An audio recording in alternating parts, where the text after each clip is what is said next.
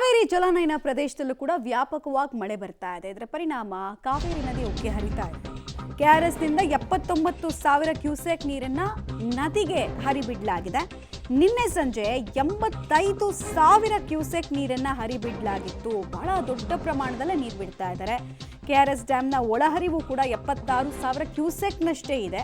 ಕಾವೇರಿ ತೀರದ ಪ್ರವಾಸಿ ಸ್ಥಳಗಳಿಗೆ ನಿರ್ಬಂಧವನ್ನ ಹೇರಲಾಗಿದೆ. ರಂಗನಾಥೆಟ್ಟು ಪಕ್ಷಿಧಾಮ ಇದೆಯಲ್ಲ, ಅದು ಮತ್ತೆ ಆ ಘಾಟು, ಆ ಪಿಂಡ ಪ್ರದಾನಕ್ಕೆ ಅಂತ ಇರುವಂತಹ ಸ್ಥಳ, ಅಲ್ಲೆಲ್ಲವೂ ಕೂಡ ಮೊದಲು ಬಲಮುರಿ ಎಡಮುರಿ ಎಲ್ಲ ಫಾಲ್ಸ್ ಜನರನ್ನ ಬಿಡ್ತಾ ಇಲ್ಲ.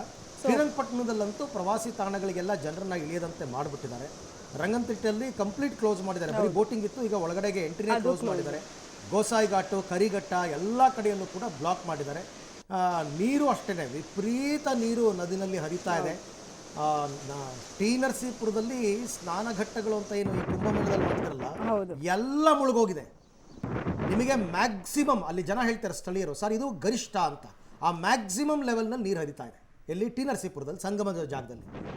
ಆಮೇಲೆ ನಿಮಗೆ ಗಗನಚುಕ್ಕಿ, ಭರಚುಕ್ಕಿ ಎಲ್ಲ ಕಡೆ ಅದ್ಭುತ ರುದ್ರ ರಮಣೀಯ ದೃಶ್ಯಗಳು ನೋಡಬಹುದು ಈ ಸಂದರ್ಭದಲ್ಲಿ. ಯಾಕೆಂದರೆ ಆ ಪ್ರಮಾಣದ ನೀರನ್ನು ಈಗ ಬಿಡುಗಡೆ ಮಾಡಿದ್ದಾರೆ ಕೆಆರ್ಎಸ್ ಜಲಾಶಯದಿಂದ.